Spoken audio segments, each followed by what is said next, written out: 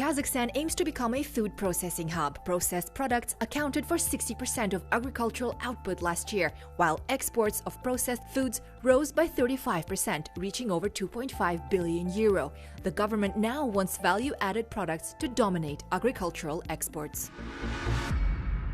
Welcome to East-West Connect. We're highlighting business and economic opportunities in Kazakhstan and the wider Central Asian region, connecting with Europe and beyond. With oilseed processing capacity at 5 million tons per year, Kazakhstan ranks among the top 3 suppliers of sunflower meal to the EU and the world's top 10 exporters of sunflower oil. It produced 890,000 tons of vegetable oil last year, up 17% from 2024. The country is also the EU's second largest supplier of durum wheat and already processes 5 million tons of grain annually. By 2028, it plans to add 6 million tons of deep grain processing capacity, focusing on higher value products such as amino acids, syrups and vitamins. For more on the country's food processing ambitions, we spoke to Kazakhstan's Vice Minister of Agriculture, Ербол Тажжуреков. Правительством принятый ряд комплекс мер по наращиванию именно переработки продукции АПК.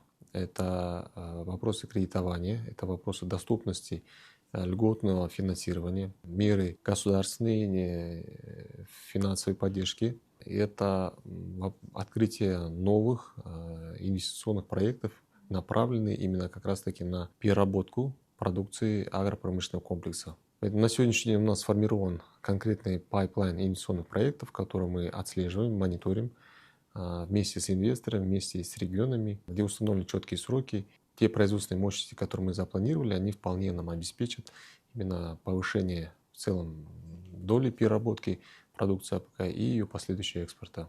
How is Kazakhstan aligning its food safety regulation with EU standards, particularly in meat, fish and honey? Мы повышаем ежегодно, смотрим те требования, которые предъявляются к нашей экспортируемой продукции. Буквально в прошлом году мы закупили порядка 7 лучших исследовательских лабораторного оборудования, которые были аккредитованы со странами Европейского Союза. Если раньше у нас была возможность проверять нашу экспортируемую, в том числе импортируемую продукцию на 7 компонентов, то сейчас мы можем нашу продукцию проверять уже по 72 компонентам.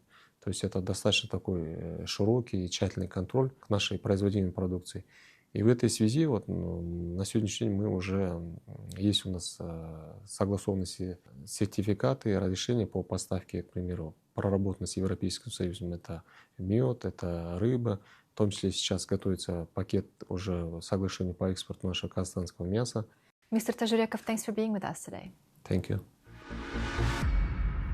Elsewhere in the sector, the dairy industry processes about 2.7 million tons of milk annually, while meat processing enterprises produce 450,000 tons. Against that backdrop, one of the sector's leading companies is expanding its processing capacity.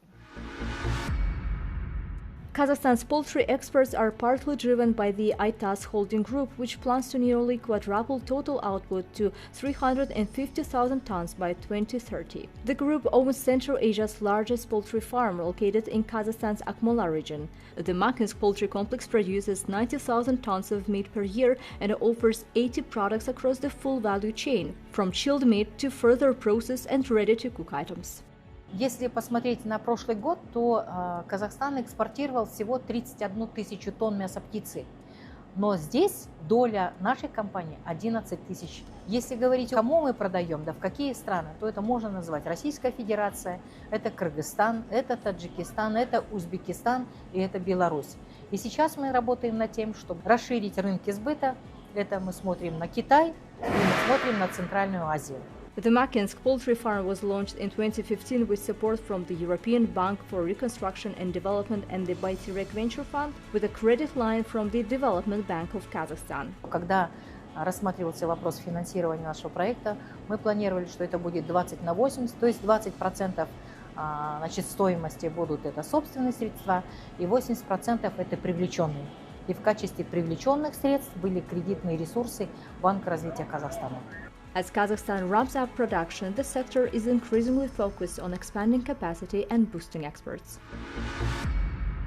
To discuss financing for the sector and how this growth is being supported, we're joined by Marat Yulibayev, Chairman of the Board of the Development Bank of Kazakhstan.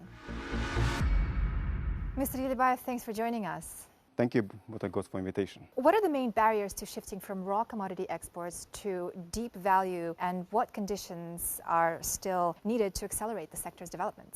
Kazakhstan has abundant resources of land, so we have more than 200 million hectares of agricultural lands, and we have more than 25 million hectares of arable lands. So we produce a lot of raw materials, but primarily grain, it's oil products, not really processed products. So just to give an example, in terms of grain production, last year we produced more than 25 million tons of grain, but only 1/5 has been processed in Kazakhstan. And if you talk about deep processing, it's only a few percentage. So we have a strong base of raw materials, and the question mark how is going to process and produce and to create more value, additional value products in Kazakhstan. And here is a very important point is to build new production facilities in Kazakhstan, which is going to use those raw materials and create new products.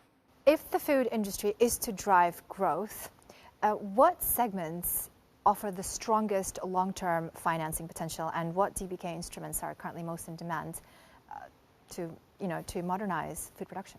We see a lot of potential there. We're talking about deep grain processing, production of bioethanol, production of lysine, syrup, some dairy products, production of oil and fat ingredients, etc., where we see strong potential in Kazakhstan. Development Bank of Kazakhstan focus on two main directions. The first one, as I said, we focus on developing new investment projects. So it's long-term financing to create new production facilities in Kazakhstan. And second directions is export financing. So when the export company, the local company want to export, they potentially could apply for us in terms of getting export financing in order to help them to sell their products abroad. Both directions, I would say, are having a strong interest from the entrepreneurs. Mr. Yulibayev, thanks so much for your time today. Thank you, Butagos. That's all for now. See you in the next episode of East West Connect.